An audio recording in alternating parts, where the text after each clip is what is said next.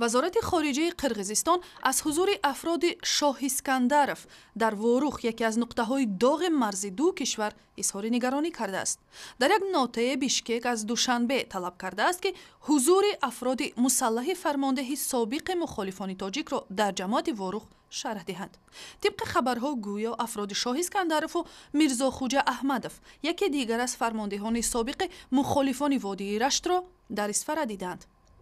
این در حالی است که روز 30 ینور در بیشکک جلسه بین حکومتی مقامات تاجیکستان و قرقیزستان برگزار می شود. از دوشنبه به این نشست هیئت به رهبری معاون نخست وزیر مرادعلی علیمردانov و رهبران ساختارهای انتظامی سفر کردند.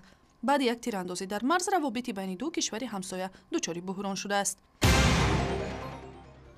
در حالی که پارلمان تاجیکستان با آزاد کردن شناسنامه‌های بیومتری و آیدی کارت‌های شهروندان از باج گمرکی و انداز راضی شده است، بعضی وکیلان قیمت نهایی این سندها را زیر سوال بردند.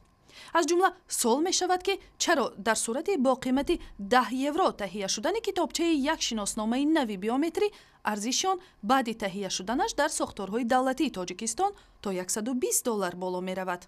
از روی اطلاعاتی که ما داریم شناسنامه بیومتری دیپلماتیک تا $120 است. و شناسنامه شهرونده است که تا $65-70 است.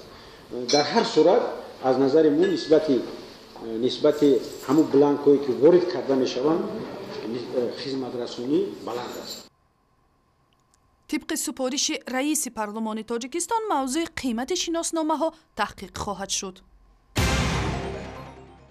پلیس ناحیه همدانی ولایت ختلان سببهای مرگ دختر 22 ساله ساکن ناحیه پنجکند را تحقیق می کند.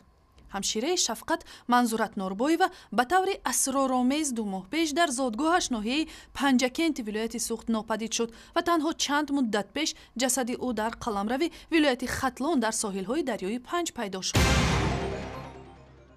در تاجیکستان شمار ازدواج‌های شهروندان این کشور با خارجی‌ها کاهش یافته است. طبق اطلاع وزارت عدلیه تاجیکستان بعد 3 سال پیش وارد شدن محدودیت‌ها در زمینه ازدواج با خارجی‌ها در کودکس اویله، شمار چنین ازدواج‌ها سال گذشته تنها 137 عدد را تشکیل داده است. وزارت همچنین تاکید می‌کند که تنها عقد نکاح و طلاق‌های رسمی را اعتراف می‌کند. بشوبه طلاق‌های سنوسی رو به نه حساب می‌گیریم، نه چی، یگانه طلاقی که ما اون رو اعتراف می‌کنیم از نکاح سر کنه. یگانه نکاحی که ما اون رو اعتراف میکنیم نکاحی با روی قانونی بسته شده است و طلاق نیست با روی قانونی بکار کرده شده است. این خبر و مطالب دیگری جالب را در سایت اینترنتی رادیوی آزادی، شبکه‌های اجتماعی فیسبوک، توییتر، یوتیوب و هم ضمیمه تلفن همراه خود پیدا کنید.